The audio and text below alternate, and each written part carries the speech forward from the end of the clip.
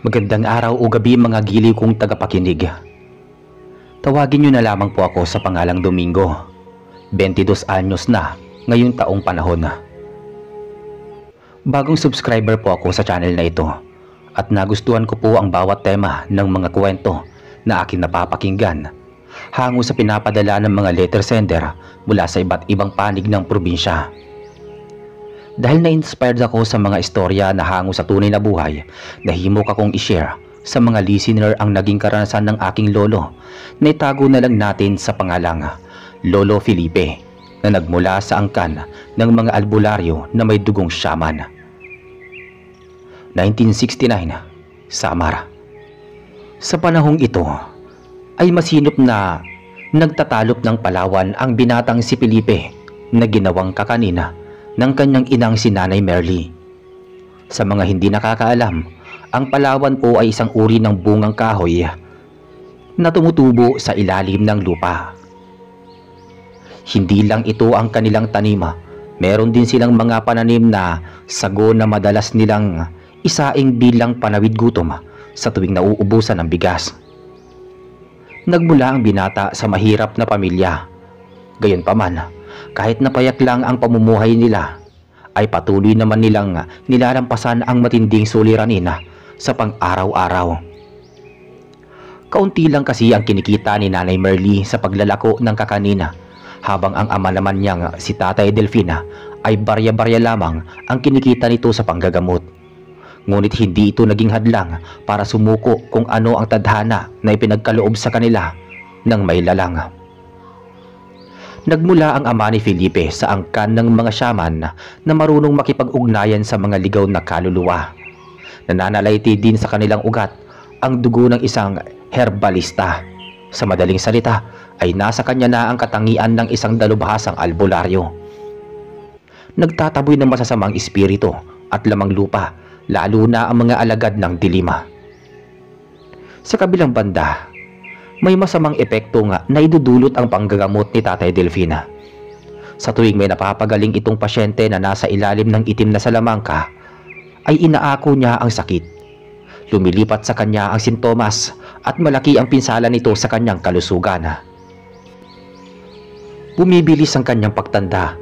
Sa kasamaang palad, imbis na manatili sa tuwid na landas ay kumaliwa ito ng tahak. Nakipagkasundo sa demonyo at nakipagsimpatya na makaamit ang black magic. May dahilan umano noon ng ama ni Felipe kung bakit ito umanib sa kadiliman, upang mabago ang kanilang kapalaran. Gusto nitong maging marangya ang buhay nila at magaan ang pasok ng salapi. Mula nung makiisa ang manggagamot ang kanyang kaluluwa kay Satanas, ay nagsimula na itong gumawa ng maling hakbang. Tumatanggap na ito ng mga parokyano na naghahagad na gumawa ng masama sa kapwa, tulad ng palipadhangin at kulama. Hanggang kailan mo babalak manakit ng ibang tao, Delfin? Hindi ka ba kinikilabutan sa mga pinaggagawa mo? Delfin naman, hindi makatarungan ang ginagawa mo. Ilang buhay pa ba ang gusto mong bawian ng buhay? Ilang katao pa ba ang magdurusa? Nagmamakaawa ako sa iyo, Delfin, na huminto ka na sa ginagawa mo. Magbalik loob ka na sa may lalang na lumikha sa atin. Pagsusumamo ng kanyang may bahay. Wala na akong ginawang masama, Merly. Sinunod ko lang kung ano ang hiling ng mga kliyente ko. Binabayaran nila ako ng malaki gamit ang likha kong sining. Ano ba ang pinuputok ng butsi mo? Dapat nga matuwa ka. Dahil may bago akong kakayahan na naging maayos ang takbo ng ating buhay. Hindi mo na kailangan pang maglako ng kakanina. Marami na tayong salapi at napaayos na rin natin ang bahay. Mabibigyan na natin ng magandang kinabukasan ng mga bata, lalo na si Felipe. Di ba, pangarap niyang makaluwas ng Maynila para mag-aral. Ngayon matutupad na ang pangarap niya sa tulong ng salaping nilikom ko. Sagot naman ng haligi na tila hindi makikitaan ng pagsisisi sa maling nagawa. Wala kang ginagawang masama. Hindi mo ba alam na malaking kasalanan sa Diyos ang pumatay ng tao? Sa bawat orasyon mo, isang inosente ang binabawian ng buhay. Isang pamilya ang labis nagdurusa. At anong sining ang pinagsasabi mo? Ang sabihin mo gumagamit ka ng itim na salamangka. Siguro nga, mas masahol ka pa sa demonyo. Hindi ko kailangan ng karangyaan kung galing naman ito sa kasamaan. Buhay ka pa nga pero nasusunog na ang kaluluwa mo sa impyerno. Galit na saad ng ginang. Bago pa lumala ang mga bangayan ng mag-asawa, ay bigla umanong may dumating na babae na magara ang suot, ngunit hindi ito kagandahan. Maraming butlig sa kamay at puno ng pekas ang muka. Bagamat mukha raw itong mayaman, ayon na rin sa postura ng babae na tila nagmula sa malayong lugar. Kasalukuyan noong nag-aayos ang binata ng mga paninda sa tindahan sa tapat ng kanilang bahay. Iyon kasi ang tinatayong negosyo ng kanyang ina, buhat nung tumigil ito sa paglalako. Iho, itatanong ko lang sana, kung dito ba nakatira yung tanyag na albularyo? Nakangiting tanong ng ginang kay Felipe. Opo, tatay ko po siya. Magpapagamot po ba kayo? Magalang na sagot niya rito. Sinabihan pa niya ito na bukas ang kanilang pinto sa mga pasyente na nangangailangan ng tulong, ngunit hindi niya batid na iba ang pakay nito. Nung makapasok ang ginang ay masinsinan nitong kinausap ang manggagamot tungkol sa pakay nito. Napakunot noo ang may bahay nila. Malinaw namang narinig ng binata ang pinag-uusapan ng dalawa. Ani umano ng parokyanong babae, may papatrabaho ito na kailangan daw maglaho sa mundong ibabaw sa lalong madaling panahon. Sumilip ang binata sa pinto at nakita niyang may iniabot na larawan ang ginang sa kanyang ama. Habang ang ina naman ay aburidong lumabas ng bahay. Ayaw nitong marinig ang usapan ng dalawang kataong may maitim na budhi. Anong gagawin ko sa taong nasa larawang ito? Papahirapan ko ba siya? Hindi. Kailangan patahimikin mo na siya ora mismo. Gusto ko siyang mawala sa paningin ko. Dapat bago umahon ang buwan hindi ko na siya madatnang humihinga. Heto ang kabuwang bayan. Sapat na yan para sa buhay ng nasa larawan. Bukod sa larawan, may iba ka ba bang dala na pagmamay-ari ng babaeng to? Meron. Heto ang buhok niya. Sapat na ba ito para tumahimik siya? Oo, sapat na ang mga bagay na to. Makakaasa ka na madadatnan mo siyang wala ng buhay. Mabuti naman kung ganon. Hindi na ako nagkamaling lapitan ka. Aalis na ako. Ikaw na ang bahala sa kanya. Huwag mo akong bibiguin. Malaki ang ibinahid ko sa iyo kapalit ng ipapagawa ko. Noong makalis ang kliyente, nakangiting binuksan ni Tatay Delfin ang makapal na sobre. Halos maluwa ang mata niya sa laman nito. Hindi biro ang kabayarang ibinayad ng ginang para sa buhay ng isang babae. Kibit-balikat namang lumapit ang binata sa kinasasadlakan ng kanyang ama. Mabilis na dinampot ang larawan sa ibabaw ng lamesa at laking gulat nang makita ang nasa larawan. Isa itong mayuming babae na halos hindi nalalayo ang agwat ng kanilang edad. Nanginig ang kanyang panga dahil isang inosenteng babae na naman ang mawawala ng buhay. Tay, masyado pa pong batang babae para mamatay. Pakiusap, huwag mo na pong ituloy. Kawawa naman po ang magiging biktima dahil lamang sa inggit ng ibang tao. Akin na po ang sobre at ibabalik ko na yan sa may-ari.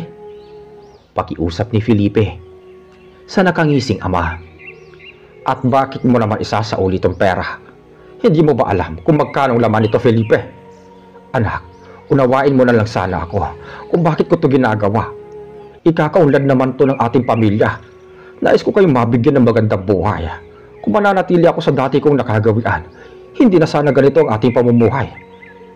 Alam mo namang, barya-barya lang kinikita ko sa ating pamgagamot. Kaya intindihin mo na lang sana ako, anak. Intindihin? Sa palagay niyo po ba mapapanatag ang loob namin ni nanay sa pinaggagawa mo? Dati, pangarap kong maging gaya mo, ang maging isang magaling na albularyo. Pero ngayon, ayoko na sa'yo. Kasuklam-suklam ang ginagawa mo. Ilang beses mo ba mababahira ng kasamaan niyang mga kamay mo? Ilang katao pa ba ang dapat magsakripisyo sa bawat pag-usal ng itim na dasal? Nakakadiri ka, tay. Ubod ng itim yung budhi mo. Matakot ka naman, itay, sa karma. Yung pinaggagawa mo balang araw, ibabalik din sa'yo. Aba, ang lakas ng loob mong pagsalitaan ako ng ganyan. Anak lang kita. Kaya wala kang karapatang itama ang mali ko. Ako ang nagpapalamon sa pamamahay na ito. Kaya matuto kang lumugar. Ginagawa ko ang lahat ng ito para sa inyo. Tapos ito pang maririnig ko mula sa bibig mo. Porke panganay ka, may karapatan kang sumbatan ako ng mali sa ginagawa ko. Lumayas ka sa pamamahay ko. Hindi ko kailangan ng isang suwail na anak na kagaya mo. Talagang lalayas kami ng anak mo.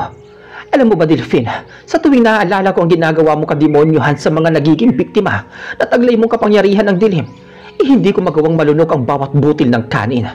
Simula ngayon, matuto ka na mamuhay mag-isa. Iiwan na kita. Isasama ko ang mga anak natin. Simula nung makipagkasundo ka sa demonyo, naging asal hayop ka. Sa dami ng kasalanan mo, makapati Satanas suwagin mo. Dahil sa masakit na salita na binitawan ng mag-ina sa haligi ng tahanan, ay tila nagdilim ang paningin ni Tatay Delphine. Sumigaw ito ng malakas at padabog na tumayo. Binalagbag ang mga gamit at nagawang saktan ang may bahay. Halos mayanig ang panga ni Nanay Merly nang dumapo sa kanyang muka ang palad ng asawa na ikinagalit naman ng binata. Subukan mo saktan ulit siya at papatulan na talaga kita. Tama nga si inay na sa asal mo, hayop ka na. Hindi ka naman ganyan dati. Patapang na wika ni Felipe na tila pinagbabantaan ang sariling ama. Habang ang dalawa niyang kapatid ay nagsimula ng umiyak at halatang takot na takot sa mga nagaganap. Nagsumiksik ang mga ito sa isang sulok. At dahil sa ginawa ng binata, mas lalong umigting ang ulo ng kanyang ama. Nagawa siyang suntukin ito at nagsimula na ring manlisik ang mga mata nito na parang sinapian umano ng demonyo. Ayon sa aking mga magulang, nagtungo raw sa silid na pagamutan si Tatay Delphine kung saan ginagawa ang ritual sa pagkukulam at paglipad ng hangin. Sa paglabas nito ng pinto ay tila iba-iba na ang kanyang katauhan. Nakangising nagbabaga ang mga mata habang hawak ang itim na punyal na may magkabilaang talim. Suot ang talisman na minana pa nito sa kanilang mga ninuno mula sa angkan ng mga shaman. Wala na ito sa sariling katinuan at tila hindi na makilala kung sino ang mga nakapaligid sa kanya. Sinunggaban umano nito ang binata at walang habas na sinaksak sa tagiliran. Mabuti na lamang at nakailag ito at daplis lang ang natamong pinsala. Bagamat hindi pa rin niya pinatulan na nag-aamok ang ama, nakipagbuno siya na maagaw ang punyal para hindi na ito makapanakit ng iba. Subalit lubhang malakas si Tatay Delphine. Nagawa nito na balagbagin ang panganay na anak gamit ang isang tadyak. Dahilan upang tumilapon ang binata, pagkatapos ay walang habag na itinarak ang patalim sa humahagulgol na ginang. Papatayin ko kayong lahat! Papatayin ko kayong lahat! Paulit-ulit na wika ng albularyo. Tila nagmula sa malalim na hukay ang himig nito. Sumabog naman sa galit si Felipe nang makita niyang umagos ang sariwang dugo sa sugat ng kanyang ina. Doon siya humugot ng lakas upang makabangon sa pagkakadapa. Kinuha niya ang bangko at ubod lakas itong iniharibas sa katawan ng kanyang ama. Anak, huwag mong papatayin ang tatay mo! Sigaw na pagpigil ng ginang sa binata. Nahibalag niya tayong patayin, kaya papaslangin ko na tong taong to. Bakit mo ko pinipigilan? Hindi na siyang Tatay Delphine na ginagalang ko. Ang nasa harapan natin ngayon ay isa ng demonyo. Maghulos dili ka, anak. Tatay mo pa rin siya kahit na tinangka na tayong patayin. Maaari sinapian lamang ng demonyo yan. Kaya nagmamakaawa ako sa iyo na huwag mo siyang papatayin, anak. Kahit nangangati na ang mga kamay ng binata na hambalusin ng bangko sa ulo ang kanyang ama, ay kinailangan niyang magpigil alang-alang sa pakiusap ng kanyang ina.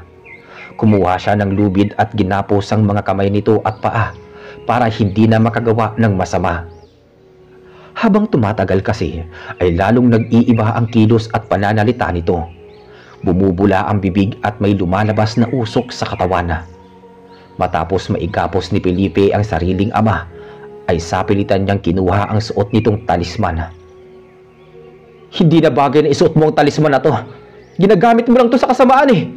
Simula ngayon, itutuwid ko ang pagkakamali mo. Ako ang magbabayad ng mga kasalanan mo. Simula ngayon, pangangatawan ko na ang pagiging albularyo. Ang malilandas mo ay itutuwid ko.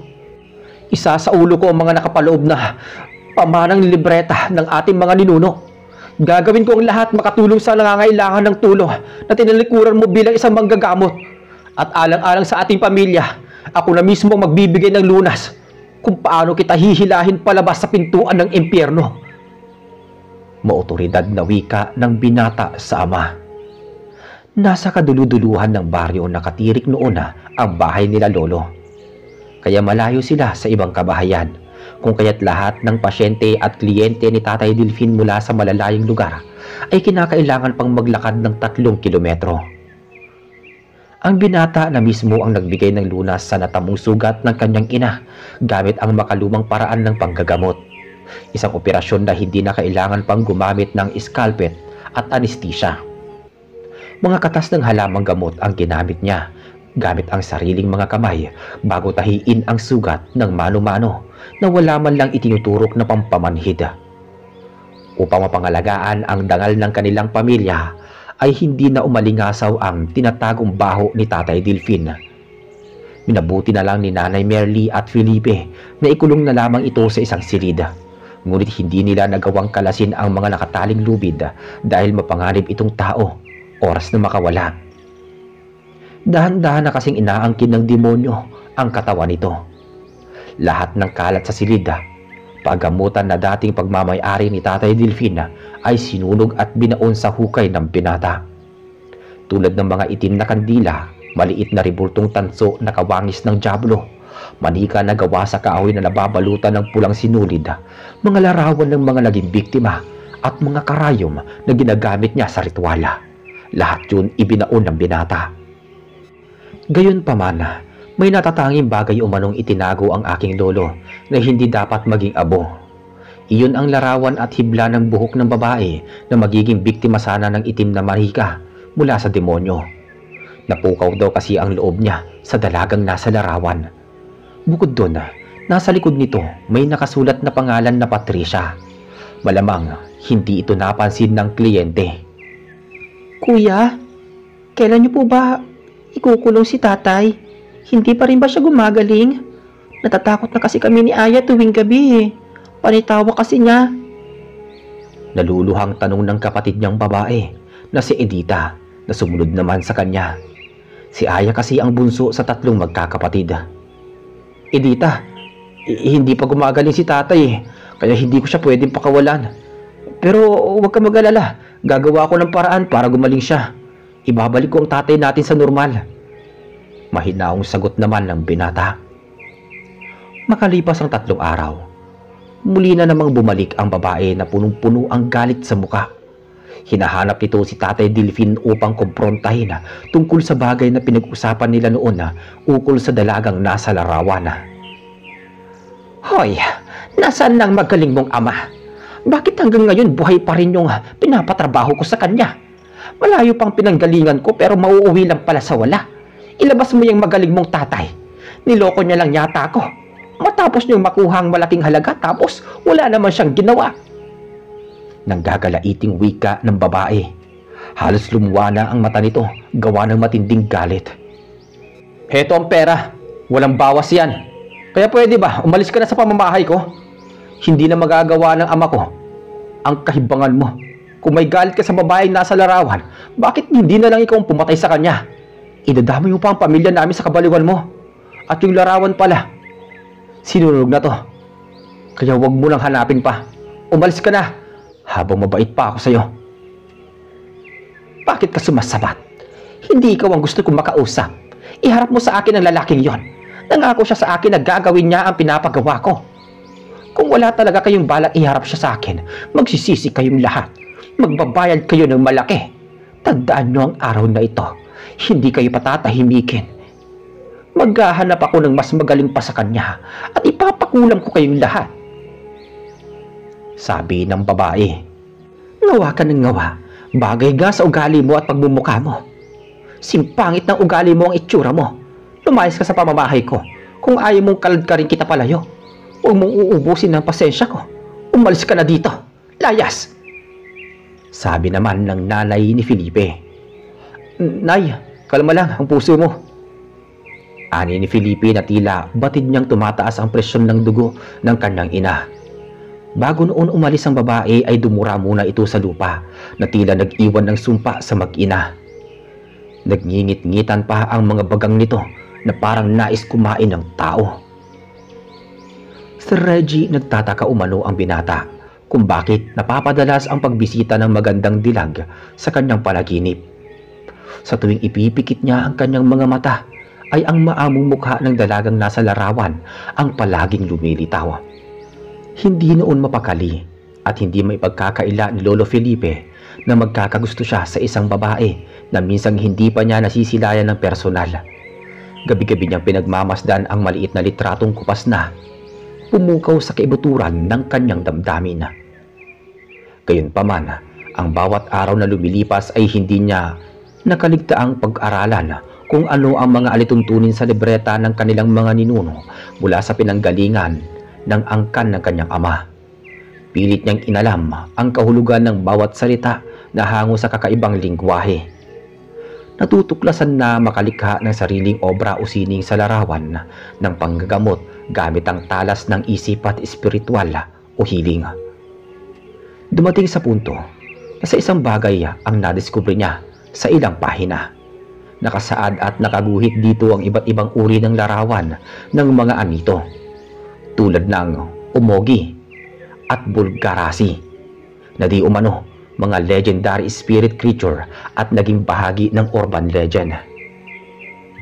Magalipas ang kalahating buwan ay naging ganap na tagapamagitan ang binata bilang isang albularyo na kaya niya nang gamitin ang talisman.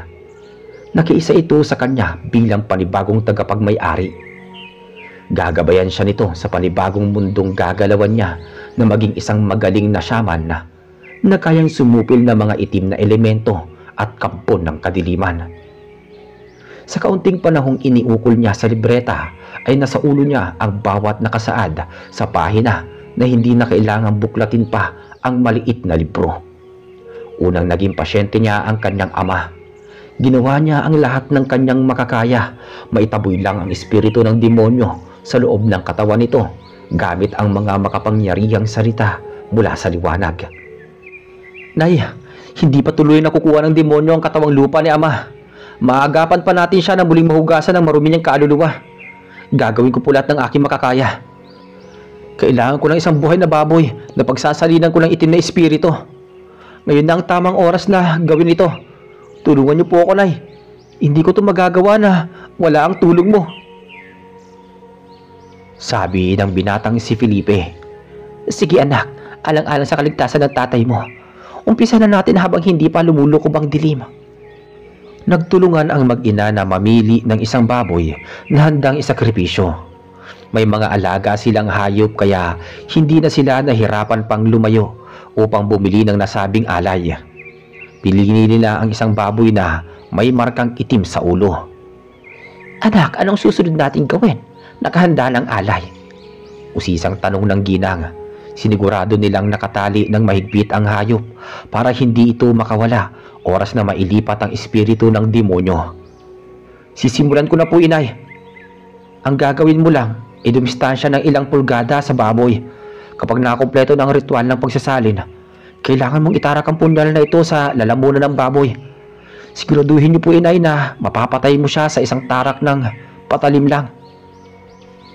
Paliwanag ng binata at nagbigay ng babala sa kanyang ina. Kailangan nilang magtagumpay dahil magiging agresibo at mapanganib ang sitwasyon oras na mabigo sila. Nilagyan muna ni Felipe ng mabisang orasyon ang punyal upang maging epektibo bago ibigay sa ina. Pagkatapos ay kumuha siya ng bagul at nilagyan ito ng kamangyan, insenso at ilang hibla ng buhok ng kanyang ama bago nilalas ng kutsilyo ang kanyang mga palad para patakan ng sarili niyang dugo. Gumuhit ng malaking bilog sa lupa gamit ang patpat at muling pinatakan ng dugo ang bawat kanto. Matapos maisagawa ang unang paghahanda ay kumuha siya ng mga sariwang balagon at ipinulupot sa kanyang mga braso na tila parang isang kalasag. Naglagay ng pulang bandana sa ulo bilang tanda na isa siyang ganap na shaman. Ikinonekta niya ang ilang balagon sa mga kamay ng kanyang ama bago naupo sa harapan nito at nagsimula ng umusal ng dasal habang hawak ang talisman. Paulit-ulit niyang sinasambit sa kanyang isipan ang mga kakaibang kataga na di umano pantaboy sa masamang espiritu. Pagkatapos ay hinipan niya ang bumbunan ng kanyang ama ng 3 beses bago naglakad ng paikot-ikot ng 10 beses habang idinuduyan sa hangin ang asul na medalyon. Sa puntong yun, nagsimula ng umatungal si Tatay Delfin. Animoy boses ng demonyo ang lumalabas sa bibig nito. Kumagalaw ang mga kalamnan na tila parang may mga gumagapang na kung anong nilalang sa loob ng balat nito. Sigaw lang nito ng sigaw na halatang nasasaktan. Nagpupumiglas na makawala sa pagkakatali, ngunit ang nag-uugnay sa mga sariwang balagon sa mag-ama ay may matibay na kalasag na gawa sa hindi nakikitang liwanag mula sa makapangyarihang talisman ng mga shaman. Samantala, kaba at takot naman ang nararamdaman ng 2 dalagita sa bawat pagsigaw at pag-angil ng kanilang ama. Hindi sila makapaniwala sa kanilang nakikita. Mas lalong tumindi na kinatatakutan nila nang ibuka ng malawak ng ama nila ang bibig nito. Nasaksihan nila na mayroong isang mata sa dila nito. Malamang palabas na ang demonyo. Maaaring dahan-dahan itong gumagapang mula sa kaibuturan ng kalamnan ng dating albularyo. Masyado kang pakialamero, nilalang ka. Pagmamay-ari ko ang katawang ito. Bakit ka nakikialam? Magbabayad ka ng malaki sa ginagawa mo. Sa ngayon, nagtagumpay kang paalisin ako sa loob ng katawang ito. Pero tandaan mo, sa sasabihin ko, muli akong babalik upang pagbayarin ka. Lapastangan ka! Nakakakilabot na wika ng demonyo. Tila nagsasalita ang isang mata mula sa loob ng bibig ng lalaki. Sino nagsasabi sa'yo na pagmamay-ari mong katawan ng aking ama? Wala naman kayong kasunduan bilang isang kontrata. Alam kong nilansin mo lang si ama. Pinaikot mo lang sa mapanlinlang mo salita. Ginamit mo lang siya para magkaroon ka sa katawang lupa. Pwes, hindi ka magtatagumpay. Ako ang magsisilbi mong bangungot. Hindi ka muli makakabalik sa mundong kinasasaglakan mo ngayon. Dahil ihahatid kita sa impyernong pinanggalingan mo. Lumayas ka sa katawang ito, demonyo ka! Sa pagkakataong yun, isang nakabibinging hiyaw ang pinakawala ni Tatay Delfin, habang unti-unti namang naglalaho ang isang mata sa dila na naging ganap itong itim na usok.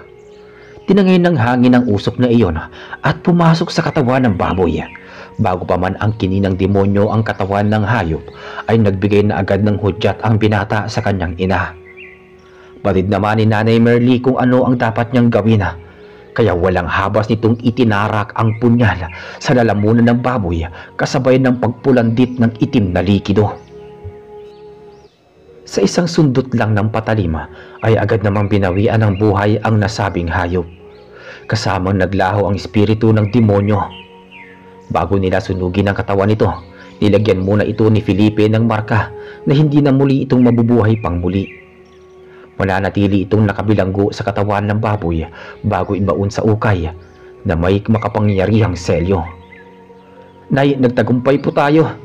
Sa ngayon, maglaga ka po ng halamang gamot na sinasabi ko sa iyo kanina. Makakatulong po to para manumbalik ang sigla ni ama. Gawin nyo na po yun, Nay. Malamang nangihina po siya ngayon. Pero bukas magiging maayos na ang kalagayan niya. Salamat po pala, Nay, sa tulong mo. Lubos namang nagpasalamat ang binata sa tangan niyang talisman sapagkat hindi siya nito pinabayaan na makipaglaban sa diwa ng demonyo. Ginabayan siya nito hanggang dulo na mapuksa sa katawan ng dating albularyo ang nilalang na nais ang kinin ang katauhan nito. Hindi lang sa medalyon humingi siya ng pasasalamat, pati na rin sa mga gabay nito, mga kaluluwa ng mga shaman na dating tagapangalaga ng talisman. Kinabukasan, mainit ang naging tampo sa loob ng tahanan. Maigpit na niyakap ni Tatay Delfin ang panganay na anak. Hindi siya makapaniwala na kusang loob na pumili ang medalyon ng bagong amo na walang basbas niya. Marahil na bahira ng kasamaan ang kanyang mga kamay, kaya kahit ang gabay niyang medalyon ay tumiwalag sa kanya. Dahil nanumbalik na sa normal nitong kaisipan, ay nagbalik loob ito sa liwanag. Muling ng gamot ng mga pasyente.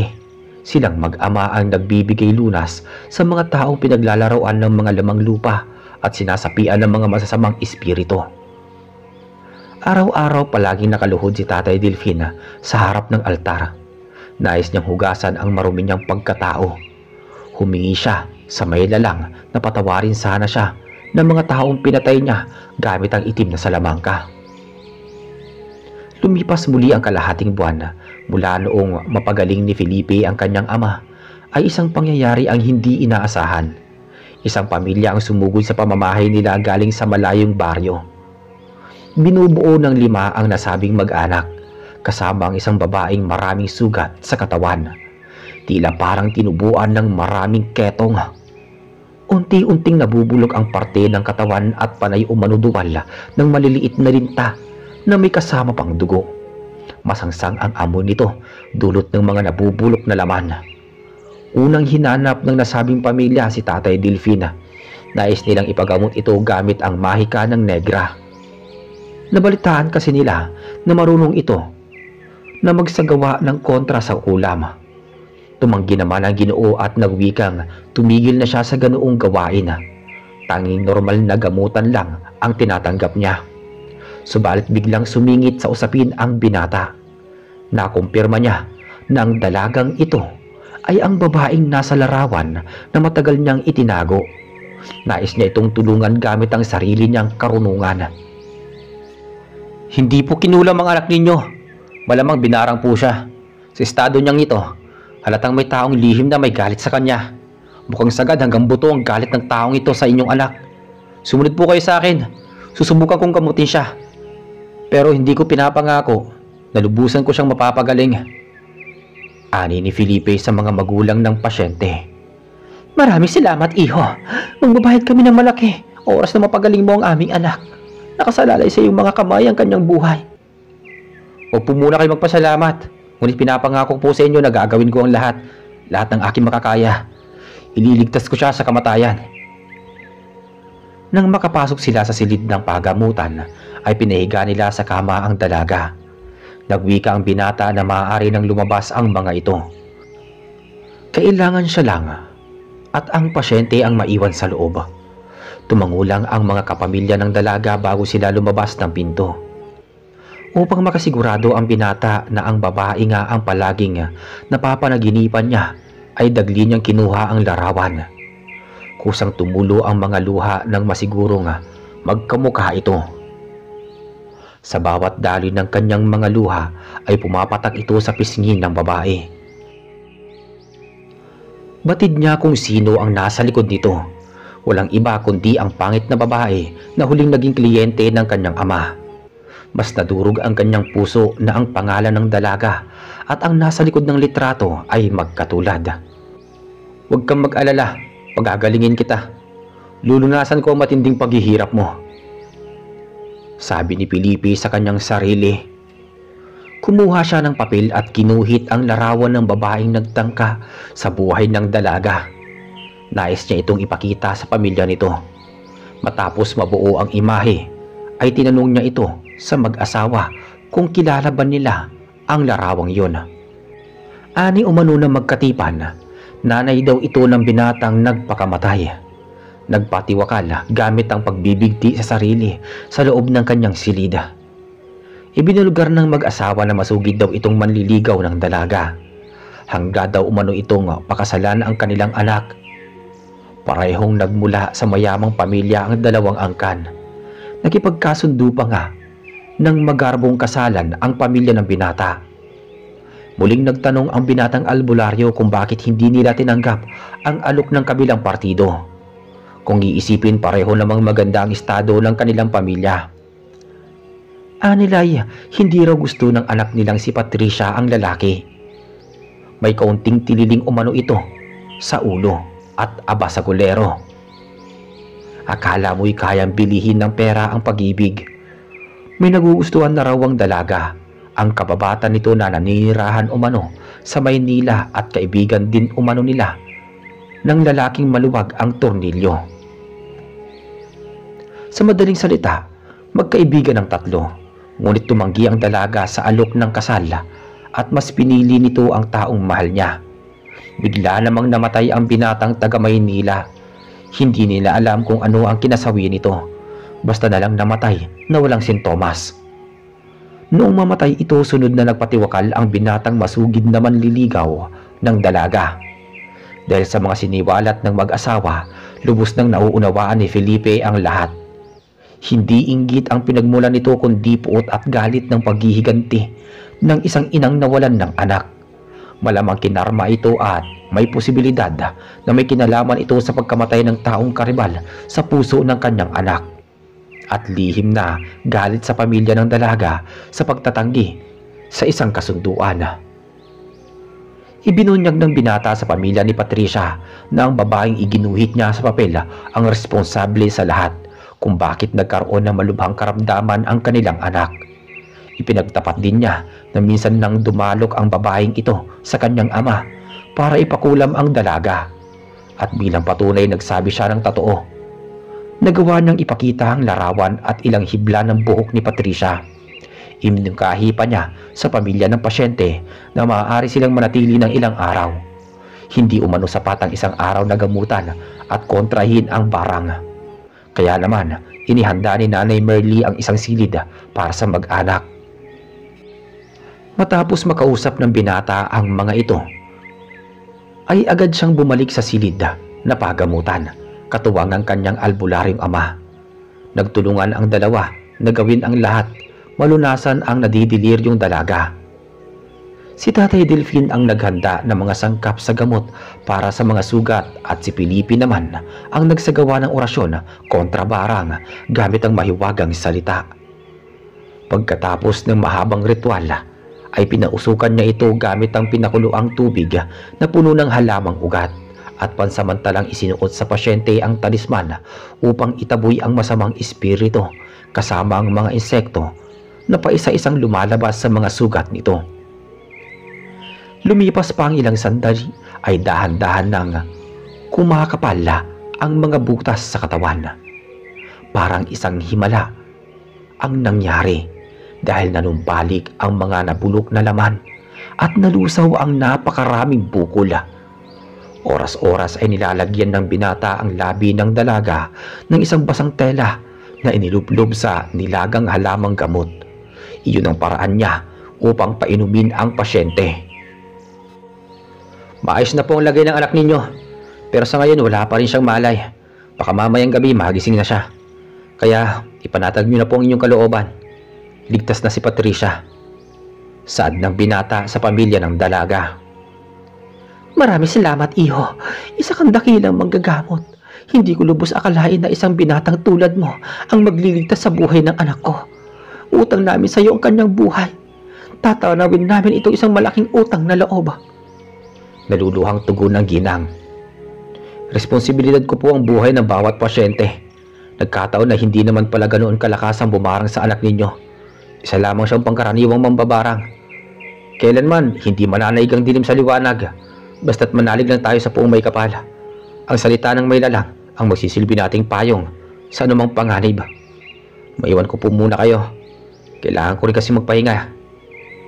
Tugon naman niya rito. Nagsinungaling siya na mahina lamang ang itim na kapangyarihan na dumapo sa dalaga. Ngunit ang totoo ay malakas ito at nahirapan siyang kontrahin ang barang. Halos sumuka na nga siya ng dugo sa pakikipagtagisan ng lakas gamit ang malakas na isipan at lakbay diwa. Ayos ka lang ba, anak? Sabi ng tatay mo may lumabas daw na dugo sa ilong mo. Ganun ba talaga kalakas ang barang? Gusto mo ipaglaga kita ng talbos ng dahon ng mangga at abukado? Nag-aalalang wika at tanong ng kanyang ina. Sige po, Nay. Pakidala na lang po dito pagkatapos po ninyong malaga. Ipapahinga ko lang po ang isip ko. Sobrang bigat kasi ng katawan ko eh. Marahil hindi ko suot ang aking talisman kaya dama ko ang matinding pagod. Kailan mo ba aalisin ang medalyon sa katawan ng pasyente? Hindi ko alam na itinatago mo pala ang larawang ito. Akala ko sinunog mo na ito noon. Anak, pansin ko lang ha. Bakit tila kakaiba ang mga kilos mo nung makita mo ang sitwasyon ng pasyente? Di ba siya ang madalas mo napapanaginipan? Ang inyong pagkikita ay hindi nagkataon lang. Mukhang tinadhana talaga kayong magkakilala. Ay nako, hindi kaya siya na ang kapalaran mo, anak? Sus, nay naman eh. Nagawa mo pa talaga akong biruin at nagawa mo pang sabihin yan. Sige na po, nay. Maglaga na po kayo ng gamot. May idlip muna ako saglit. Kailangan ko makabawi ng lakas eh.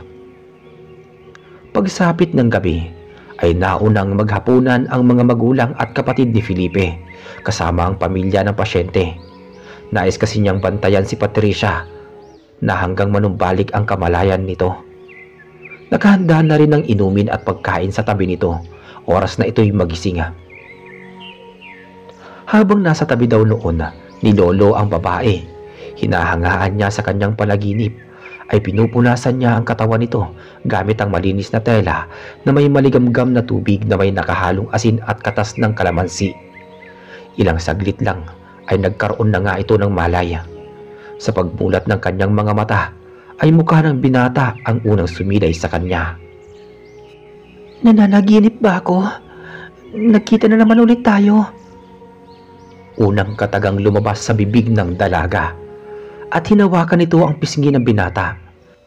Nagulat ito nang maramdaman niya na wala siya sa mundong panaginip.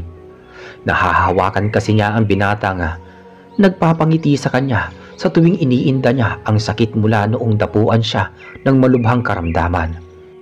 Hindi ka na nanaginip. Salamat naman at nagising ka na. Hayaan mong alalayan kita makaupo. Kailangan mong kumain itong hinanda ko sa'yo. Tugon naman ang binatang albularyo. Hindi niya inaasahan na madalas din pala siya nitong makita sa panaginip. Lubhang nakatadhana talaga ang kanilang pagkikita. Ikaw bang dahilan kung bakit buhay ako? Tanong ng dalaga, sabay hawak sa bagay na nakasabit sa kanyang leeg. Sa'yo ba ang kwintas na to? Dagdag pa nito sa maluhaluhang binata. Tumangulang si Felipe, tila umurong ang kanyang dila sa hindi matatawarang ganda ng babae na nasa kanyang harapan. Dati nasa larawan lang niya ito nakikita, ngunit hindi siya makapaniwala na nahahawakan niya ang kamay nito. Hinubad ni Patricia ang nakasuot na talisman at nakangiting ibinigay sa namumulang pisngi ng binata. Batid nitong si Felipe ang nagpagaling sa kanya.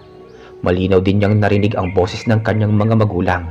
Ngunit hinangad niya nga maupo sa kama katabi ang binatang manggagamot.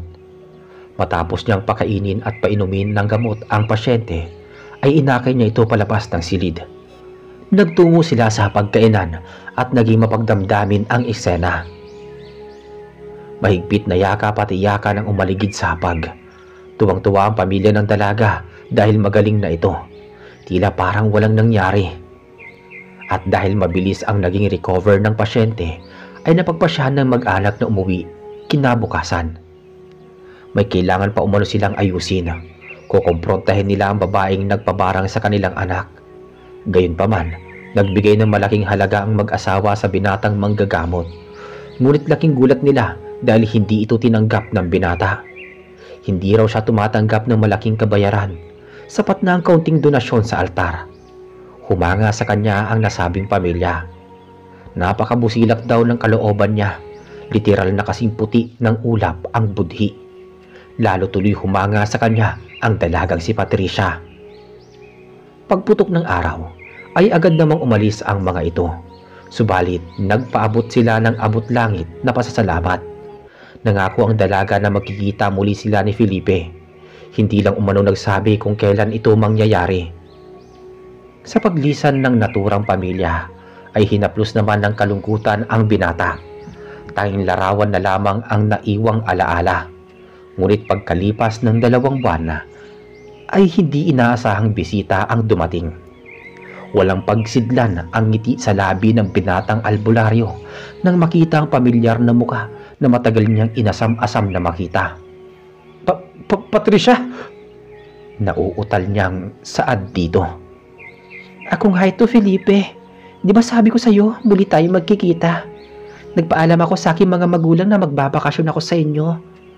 Ang kaso, wala akong dalang mga pasalubong eh. Mga pamalit damit ko lang ang dala ko. Pero gusto ko sanang mamasyal sa lugar nyo. Pumunta tayong dalawa sa bayan.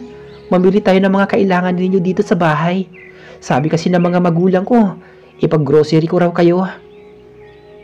Nagtataka naman ang binata kung paano ito nakapunta sa bahay nila na walang kasama. Kung tutuusin, isang beses pa lang ito nakapunta. At sa liblib na lugar nakatirik ang bahay nila. Ani umano ni Patricia, hinatid daw siya ng kanyang ama, pero hindi na ito sumama sapagkat may mahalagang bagay pa itong aasikasuhin tungkol umano sa negosyo ng kanilang pamilya. Nabanggit pa ng dalaga na pumanaw na umano ang ginang na matagal nang may galit sa pamilya nila. Nagpatiwakal ito gamit ang pag-inom ng lason. Marahil dala ng karma kung bakit tinapos nito ang sariling buhay. Muling nagkakulay ang mundo ng binatang albularyo. Makakasama niya ng kalahating buwan ang sinisintang dalaga. Inilibot niya ito sa malawak na kakahuyan kung saan madalas siyang manguha ng mga halamang gamot. Naligo sa batis at namitas ng prutas malapit sa taniman nila ng palawan at sago na patuloy na inaalagaan ng kanyang ina. Ipinagpatuloy kasi nila ang pagtitinda ng kakanina kahit na hindi masyadong mahirap ang kanilang pamumuhay mula noong mag-alaga sila ng mga baboy. Hindi sila aasa sa kakarampot na kita sa panggagamot lalo't may kaunti na silang naipundar matapos nung umanib sa kaliwa si Tatay Delfina. Gayunpaman, napagbayaran na nito ang kanyang kasalanan sa pamamagitan ng paglunas sa mga pasyente na hindi humingi ng bayad. Kinabukasan, sa pangalawang araw ng mayuming dalaga sa tahanan ng pamilya ng manggagamot ay namasyal sila ni Felipe sa bayan. Mamimili sila ng mga pang-imbak na pagkain.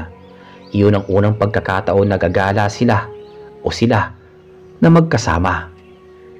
Lalo't ang kasama niya ay ang taong matagal niyang lihim na minamahal sa kanyang panaginip. Nang makarating sila sa bayan, ay naisipan na muna nilang mamasyal bago bilhin ang mga kailangan na dapat bilhin na ipanlalaman sa tiyan. Nauwi sa romantiko ang kanilang paglalakad sa parke. Maraming tao sa buong paligid dahil maaga pa ang oras ng mga oras na yon. Nagkataon kasi na malapit na ang kapistahan sa naturang lugar. Marami ang mga vendor na nagtitinda sa gilid ng daan, kaya nagmistulang date ang kanilang pamamasyal. Habang magkatabi silang nakaupo sa isang konkretong upuan, habang nilalantakan ng sorbetes, ay biglang nabanggit ni Patricia ang tungkol sa napanaginipan niya kagabi. Nito, magkasama umano silang nakahiga sa may damuhan sa kalagitnaan ng gabi habang pinagmamasdan ang mga kumikislap na bituin. Sobrang saya daw ng gabing yun dahil nagdampi umano ang kanilang mga labi. Halos hindi makapaniwala ang binata sa lantarang iyon na sasabihin ng dalaga. Siya tuloy ang nahihiya dahil hindi pa niya naranasang makahalik ng babae. Subalit habang sinasabi iyon ni Patricia ay isang tinig ng matanda ang narinig nila mula sa likod ng kanilang kinauupuan. Ang ganda naman ng panaginip mo, iha. Gusto mo bang bilhin ko ang iyong panaginip? Saad ng matandang lalaki na bulag ang isang mata. Ano ho? Bakit mo naman po bibilihin ang aking panaginip? Napakaganda ng panaginip mo, iha. Kapag bibilihin ko ito, baka swertihin ako sa sugal. Payag ka bang bilhin ko ang iyong panaginip? Nakangising sagot naman ng matanda. May dinukot ang matanda sa kanyang bulsa na isang kumikinang nahiyas. Para itong isang maliit na diamante. Iyon daw ang pambabayad niya sa panaginip ng dalaga na labis namang ikinagulat ng binata. Mukhang tunay kasi ang kumikislap na bato. Halatang mamahalin kung ibebenta nila ito. Napukaw naman ang damdamin ni Patricia sa munting diamante. Maganda umano itong gawing palamuti sa kwintas.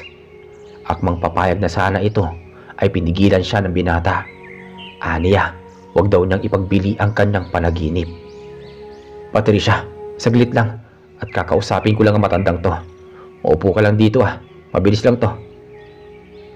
Tanda, pwede ba kitang makausap na tayo lang dalawa? Doon tayo banda mag-usap. Sabi ni Felipe sa matanda. Ano bang sasabihin mo, iho? Bakit kailangan pa nating lumayo sa kasama mo? Nagkukunwari ka pa. Alam ko na hindi ka pangkaraniwang tao. Gusto mo ba't burahin kita sa mundong ito? Umalis ka na at layuan mo ang kasama ko. Aba, matalas ang pakiramdam mo, bata. Sayang lang at nabigo akong bilhin ang panaginip ng babaeng kasama mo. Asahan mo, magkikita pa ulit tayo sa pakikialam mo. Ihanda mo yung sarili mo. Tinanong naman ng dalaga kung ano ang pinag-usapan ng dalawa. Nang makabalik ang binata, sinabi na lamang ni Felipe na mukhang baliw nga ang matanda.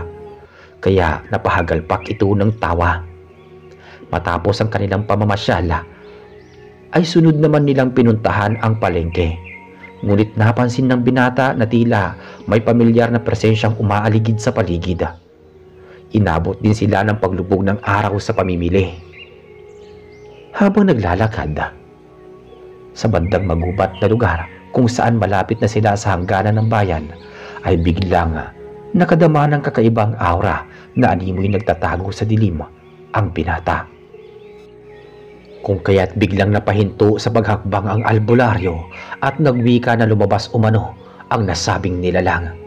Subalit hindi ito lumantad kaya nagawa niyang humagis ng barya. Laking gulat ni Patricia nang biglang lumitaw ang matanda na gustong bilhin ang kanyang panaginip. Walang habang nito na nilantakan ang barya. Felipe, di ba siya yung matanda kanina sa parke?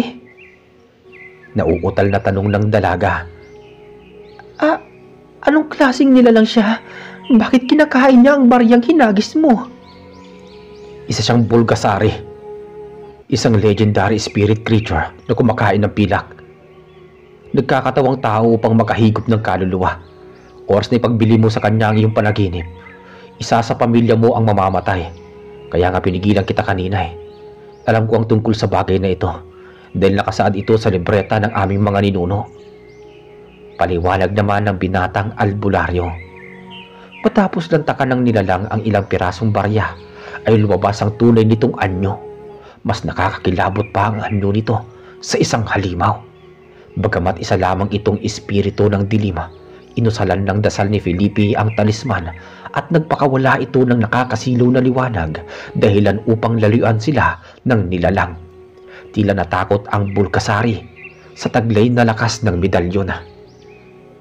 Noong maglaho sa dilim ang naturang nilalang, ay napangiti naman si Patricia. Ang naramdamang takot ay napatid at napalitan ng paghanga sa binata. Lalo tuloy nahuhulog ang loob niya rito. Ligtas naman silang nakauwi at nagawa pang ikuwento ng dalaga ang nangyari sa mga magulang ng binata. Sa mga sumunod na araw, ay biglang niyayang mag-picnic ni Patricia ang pamilya ni Felipe.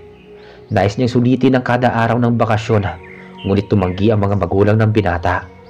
Wala umanong maiiwan sa bahay nila, lalo't araw-araw may dumarating na pasyente.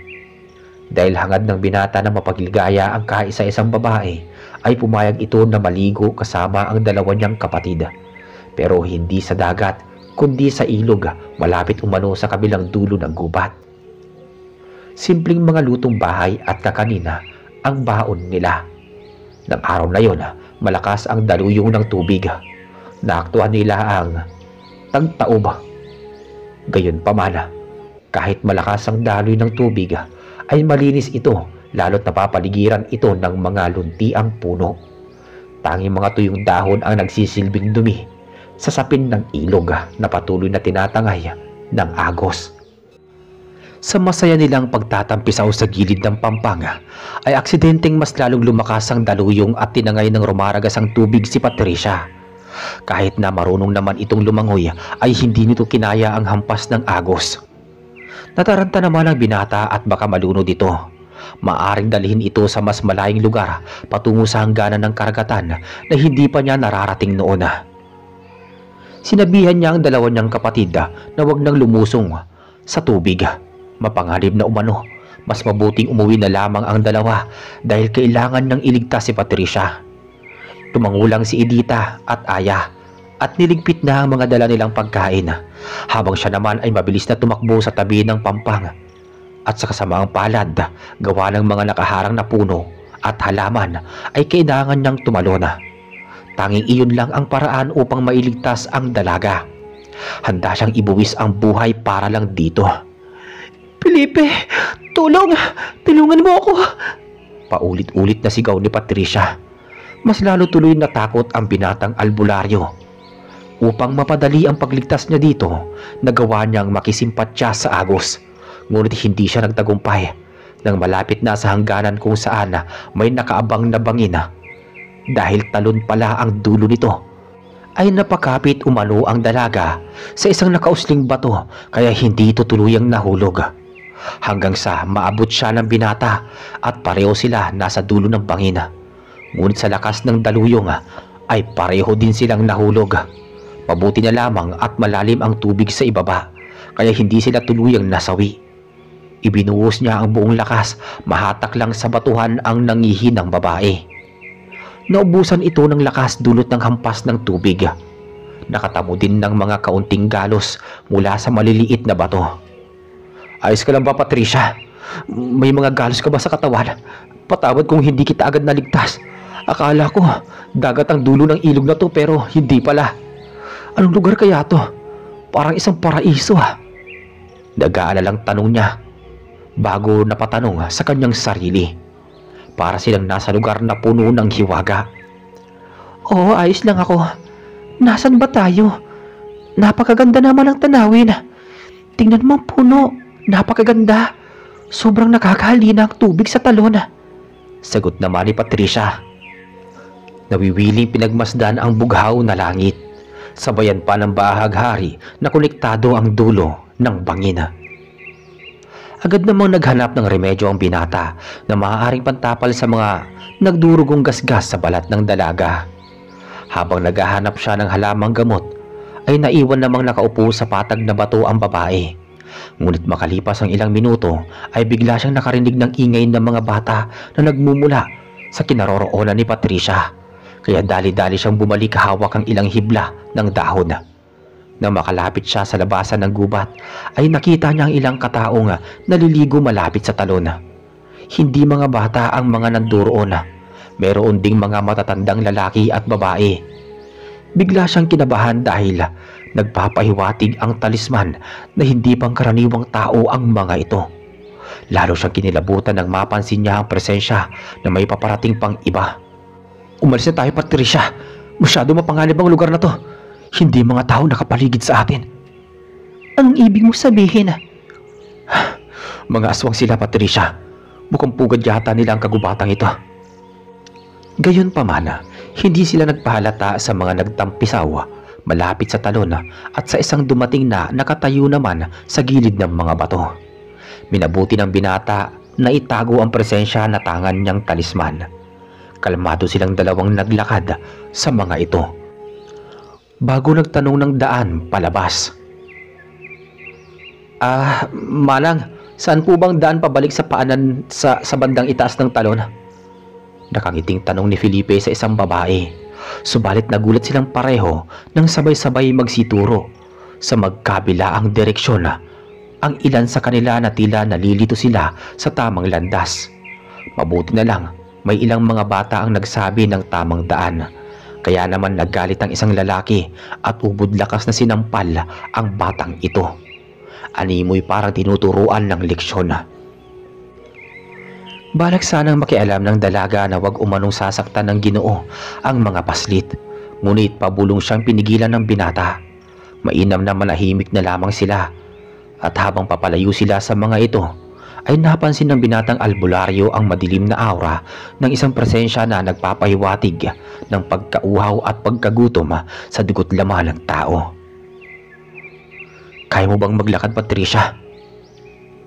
Masyado kasing matarik ang lupa Tanong niya rito. Huwag mo akong alalahanin pa, Felipe.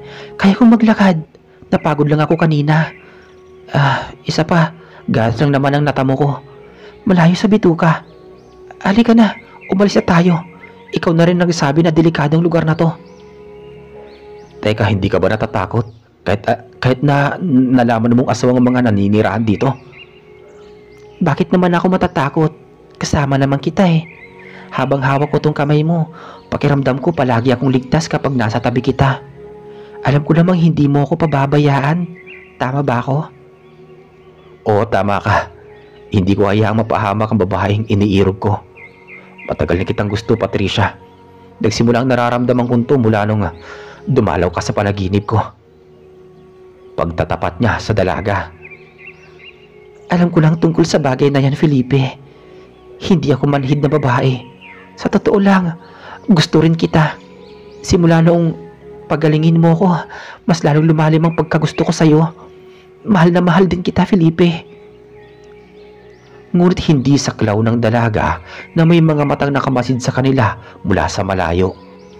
Bagaman batid na ito ng binata dahil sa pambihirang talas ng kanyang pakiramdam, hindi niya lang ito sinabi sa dalaga upang maiwasan na matakot ito. Minsan ang kabadong kaisipan ay nagdudulot ng kapahamakan. Halos inabot sila ng paglubog ng araw bago marating ang talampas patungo sa ilog na kanilang pinanggalingan. Dinig nila ang malalakas na daluyong na nagpapahiwatig na malapit na sila sa dulo ng talon. Tagumpay silang nakalabas ng hangganan bago pa man umahon ang bilog na buwan. Sa tingin nyo ba, hahayaan namin kayong makalabas? Teritoryo namin ang lupain ito, kaya hindi kami makakapayag na makawala kayong dalawa. Sayang naman kung makakawalan namin ang masarap na hapunan. Garalgal na wika ng isang nilalang. Napahawak ng mahigpit ang dalaga sa braso ng binata nang magsidatingan ang napakaraming halimaw. Nagkalat ang mga aswang sa sanga ng mga puno. Halos napapalibutan silang dalawa. Tila ba silang hayop na tutugisin ng mga mangangaso ng dilima. Felipe, natatakot ako. Kumalma ka lang, Patricia. Hindi kita hayaan na gawin ka nilang hapunan. Magtiwala ka lang sa akin, Patricia. Kaya mo bang tumakbo? Iwan mo na ako. Pipigilan ko sila habang hindi ka pa nakakalayo. Pero, paano ka? Hindi kita iiwan. Kaya kong protektahan ang sarili ko. Ngunit hindi ko sila kayang labanan kung mananatili ka sa tabi ko. Kaya mabuti pa, umalis ka na. Pangako, susunod ako sa'yo. Iligtas mo ang sarili mo. Pinilit niyang maging matatag sa harap nito. Subalit ang totoo ay handa na siyang magbuwis ng buhay. Mailigtas lang ito sa kamatayan. Nakahanda siyang magsakripisyo alang-alang sa labis na pagmamahal niya rito. Ito namang si Patricia ay walang kaalam-alam na nagpapaalam na pala ang nobyo. Alam ng binata na malabo na siyang makalabas ng buhay sa nakatagong baryo ng mga aswang. Dahil tiwalang-tiwalang dalaga sa kakayahan ng kanyang nobyo, ay nagsimula na itong tumakbo. Nang makaalis ang dalaga, ay dagli namang hinubad ni Felipe ang suot niyang talisman at taimtim na bumulong ng dasal bago sugatan ang sarili gamit ang pagkagat ng malakas sa kaliwang palad. Ang lumabas na dugo mula sa nilikha niyang sugat ay winisik niya sa lupa bago muling sinabit sa leeg ang medalyon. Nagulat ang mga nilalang na unti-unting lumakas ang presensya ng binata. Gayunpaman, hindi naman sila nagpatinag dahil walang anumang hawak na sandata ang binatang albularyo. Sa dami ng bilang nila ay kaya nilang hatiin ang pangkat upang tugisin ang papalayong babae, habang ang iba na may kanilang lalabanan ng albularyo. Subalit laking gulat ng ibang halimaw nang hindi sila makaalpas sa kabilang dako kung saan naroon ang dalagang si Patricia. Tila may kung anong matibay na baluting na nakaharang na hindi nakikita ng kanilang mga mata. Pinono, hindi kami makatawid. May bumibigil sa amin na hindi namin nakikita. Para kaming tinutulak palayo. Huwag na kayo umasa pa na makukuha ninyo ang babaeng yon. Silyado ko na ang bahaging kinatatayuan ko. Hindi kayo makakalabas hanggat hindi nyo ako napapatay. Ngayon, magtagisan tayo ng lakas. Isa laban sa inyong lahat. Malamang hindi na kayo lugi niyan. Biglang sabat ng binata na tila naghahamon ng madugong labanan. Masyado kang hambog. Sa palagay mo ba, kaya mo kaming lahat? Nararamdaman kong malakas ka ngang talaga, pero hindi sapat ang lakas mo upang matalo kami. Malamang ang dugong isinaboy mo doon sa lupa ang dahilan kung bakit nagkaroon ng harang ang daanan. Magaling. Napakahusay mong nilalangka. Ngayon lang ako nakatagpo ng isang binatang antingerong kaya mo. Bago pa man kumilos ang sandamakmak na aswang, ay biglang dumating si Tatay Delfina na tila preparadong lumaban. Hawak nito sa kaliwang kamay ang mahabang latigo at nasa kanan naman ang matalas na kampilan. Bukod pa doon, naglalaman ang kanyang bulsa ng isang maliliit na botilya ng lana na mayroong purong katas ng kalamansi at ang itim na punyal sa tagiliran. Sakto lang bang dating ko, anak? Aba, napakarami yata ng kalaban. Tamang-tama lang po ang dating mo, Ama. Inaasahan ko talaga ang iyong pagdating. Si Patricia ho ba? Ayos lang ba siya? Nakaligtas na siya sa lugar. Kasama niya ngayon ang nanay mo at ang dalawa mong kapatid. Nakasalubong namin siya habang tumatakbo to. Pabalik na sila ngayon sa bahay. Sa ngayon, ito munang pagtuunan natin ng pansin kung papaano sila papagsakin. Madali lang po yan, Tay. Kailangan ko lang paslangin ang kanilang pinuno. May kasabihan nga, kapag napabagsak ang hari, ay guguho ang kastilyo. Matitibag ang lakas ng mga kawal, kaya uunahin kong kukunin ang buhay ng hari. Sagot naman ng binata sa ama bago hinawakan ang kampilan. Kinuha ni Felipe ang atensyon ng pinuno. Kinutya niya ito na mahina at hindi kayang tapatan ang kanyang lakas. Kaya nagalit ito ng husto at desidido siyang patayin habang nagsimula ng makipagpuno sa mga halimaw ang kanyang ama. Walang tigil ito sa paghataw ng latigo. Nagawa pang isaboy nito ang langis sa paligid upang maasiwa sa amoy ang mga aswang. Samantalang isang duelo ang naganap sa pagitan ng dalawa na nagtataglay ng pambihirang lakas. Ngunit nakakaangat pa rin ang pisikal na lakas ng binatang albularyo.